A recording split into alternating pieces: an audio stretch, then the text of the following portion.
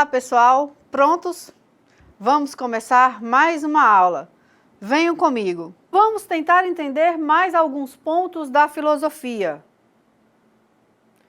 Dois termos que vocês precisam guardar para estudarem as teorias que vocês vão aprender daqui para frente. Vamos ver aqui no slide esses dois tópicos. Idealismo.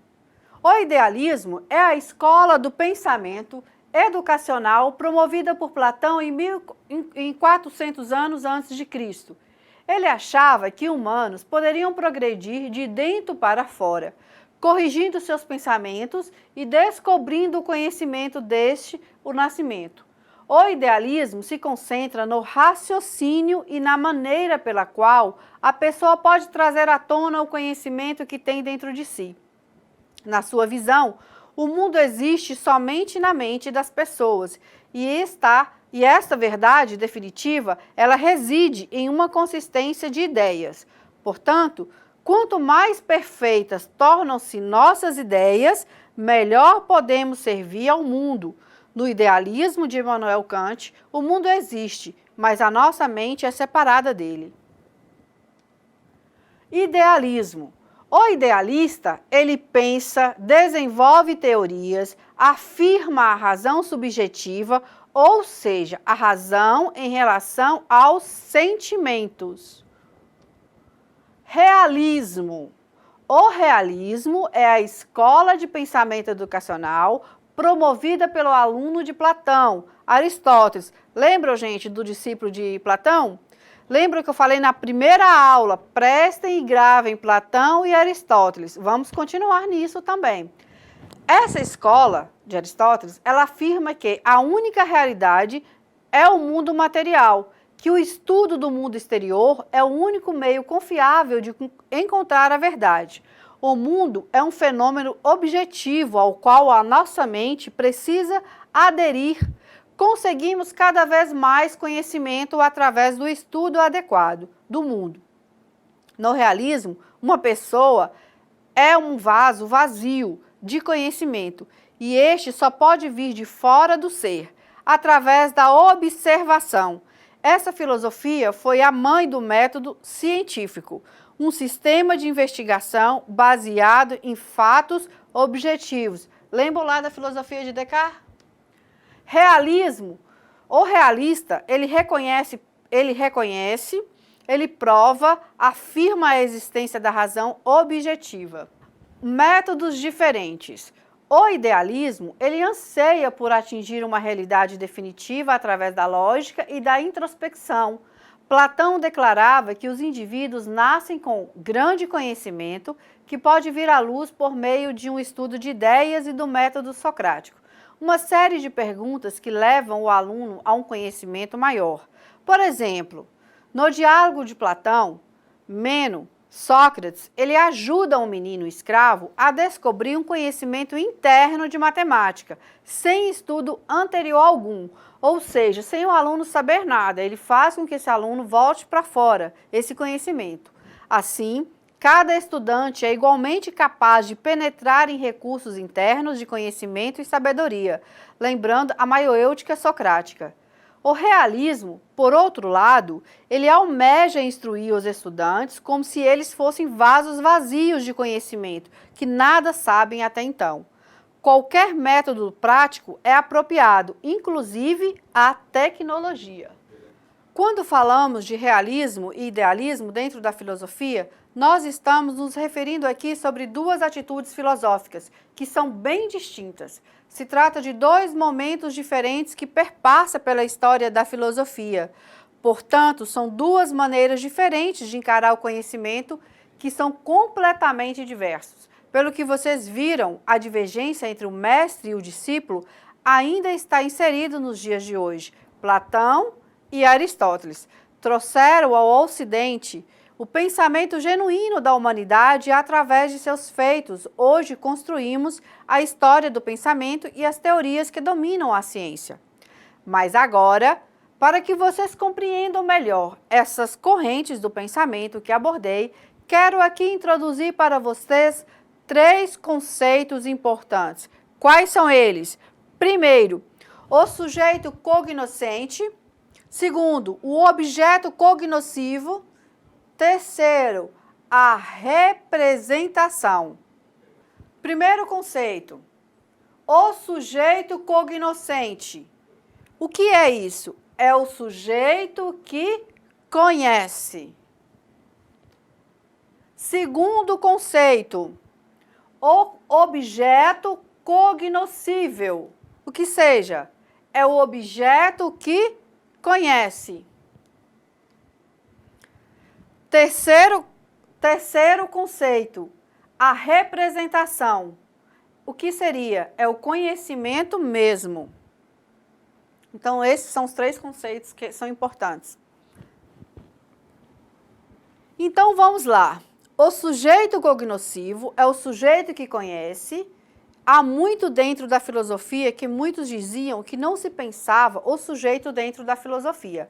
Assim, o conhecimento, na verdade, era algo dado só a partir da era moderna, com o surgimento da razão, com o advento da filosofia de René Descartes, que vocês viram na aula passada, lembram? O racionalismo? Então, é aí nesse ponto que se descobre o sujeito do conhecimento, ou seja, que existe um sujeito do conhecimento. Portanto, é o sujeito que conhece e o objeto cognoscivo é, portanto, o objeto que se conhece. Porque todo conhecimento é conhecimento de algo ou de alguma coisa. E além desses dois sujeitos, o cognoscente e o objeto cognoscivo, ou seja, o conhecedor é aquele que é conhecido. E temos também a representação, que é o conhecimento mesmo, aquilo que existe de fato. É que só podemos falar de um conhecedor e de um conhecido, portanto, um sujeito cognoscente e de um objeto cognoscivo. Se esse objeto estiver fora de mim, ele não pode ser uma coisa produzida pela minha mente, mas que efetivamente pelo menos é o que dizem os idealistas. Essa é a chave para a gente entender a distinção entre idealismo e realismo. Os realistas, eles vão dizer que existe um mundo fora do sujeito, ou seja, tudo isso que nós estamos vendo ao nosso redor está fora de nós. E essas coisas, elas existem objetivamente. É por isso que o realismo vai postular a ideia da razão objetiva. O que vem a ser a razão objetiva? A razão objetiva, ela é a crença segundo a qual tudo que eu percebo pelos sentidos existe de fato fora de mim. E é tal qual eu estou vendo. De qualquer forma, as coisas existem fora de nós. Então, os realistas vão dizer muito mais que isso. Além das coisas existirem como esse objeto, esse cavalo está fora da consciência, ele é tal qual eu percebo. E isso foi uma postura criticada pelos idealistas. Por quê? Porque os idealistas, eles vão dizer o seguinte, que mesmo que exista o mundo externo, o sujeito do conhecimento, nós não podemos perceber o que ele é de fato. Nós não podemos saber se realmente as nossas ideias correspondem às coisas. Daí a distinção entre a coisa em si e o fenômeno. O fenômeno é a coisa tal qual ela se apresenta à minha consciência. E a coisa em si é como ela é de fato, se é que ela existe. Vamos continuar. Vamos entrar agora em mais uma corrente do pensamento, que a filosofia vai produzir, o pragmatismo. Essa corrente do pensamento deixa de lado a teoria até então vista como a estrela da verdade. Agora o importante é a verdade também advinda da prática. Pragmatismo é uma palavra de origem grega, pragma, que significa ação. Daí vem nossas palavras prática, prático. Esse termo pragmatismo, ele foi usado originalmente por Peirce. E vocês vão estudar no caderno didático. Ele foi um dos fundadores dessa corrente. Pragmatismo, ele é caracterizado principalmente por defender que a verdade deve ter como critério sua eficácia ou utilidade. Um conhecimento ele é verdadeiro não só quando explica alguma coisa ou um fato, mas sobretudo quando permite retirar consequências práticas e aplicáveis. O pragmatismo surgiu nos Estados Unidos no final do século XIX e no começo do século XX, mais precisamente em 1870, quando um grupo de intelectuais de Cambridge, Massachusetts, se reunia para discutir a filosofia. Esse grupo, de maneira irônica, se autodenominou o Clube Metafísico e fazem assim uma alusão à crítica à metafísica clássica e, ao mesmo tempo, uma tomada de posição em defesa de uma metafísica pragmática. O grupo incluía, entre outros pensadores, William James, Charles Sanders Peirce, Oliver Wendell Holmes e Nicholas Santos e John Crean. William James, em suas conferências sobre o pragmatismo, fazia questão de reiterar que o pragmatismo é um novo nome para os velhos modos de pensar. Para ele, o pragmatismo guarda em sua essência a própria designação que os antigos dão à filosofia, ou seja, uma atividade intelectual altamente comprometida com os temas e os problemas concretos da humanidade.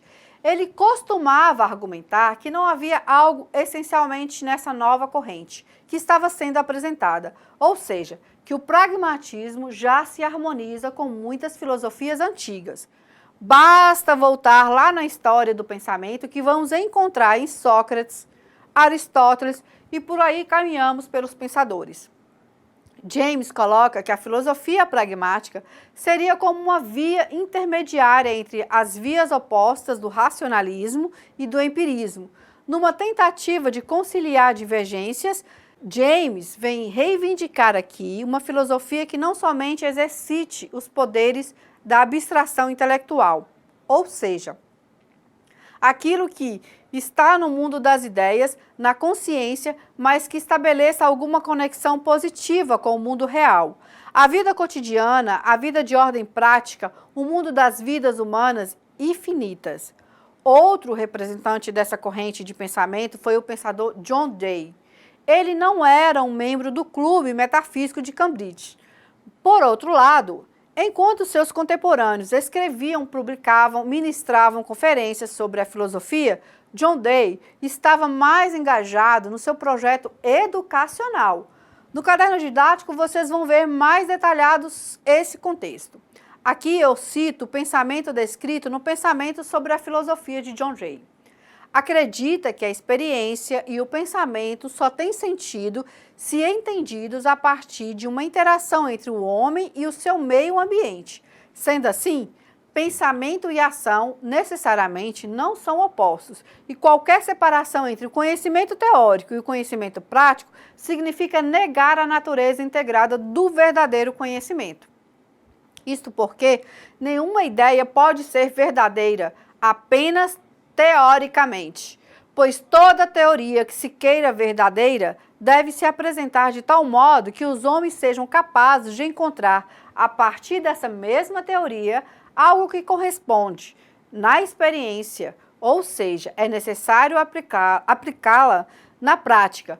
Por isso, eu coloco um ponto aqui muito importante para a educação, que a teoria e prática devem estar juntas e não separadas. Bom, gente, quando nós falamos de conhecimento e quando o conhecimento é algo muito importante e nem todo mundo tem a verdade, nada melhor para interpretar e representar o que nós estamos falando sobre a verdade do conhecimento, essa poesia, esse poema de Carlos Drummond de Andrade, que é A Verdade. A porta da verdade estava aberta, mas só deixa passar meia pessoa de cada vez. Assim, não era possível atingir toda a verdade, porque a meia pessoa que entrava só trazia o perfil de meia verdade, e sua segunda metade volta igualmente com meio perfil. E os meios perfis não coincidiam, arrebentaram a porta, derrubaram a porta, chegaram ao lugar luminoso onde a verdade esplendia seus fogos. Era dividida em metades diferentes uma das outras. Chegou-se a discutir qual metade era mais bela. Nenhuma das duas era totalmente bela e carecia optar. Cada um optou conforme seu capricho, sua ilusão, sua miopia. Nada mais do que estamos falando até agora. Estamos falando de filosofias e conceitos, e cada filósofo tem a sua verdade, porque cada um tem a sua visão. Dúvidas. Um abraço e até a próxima aula.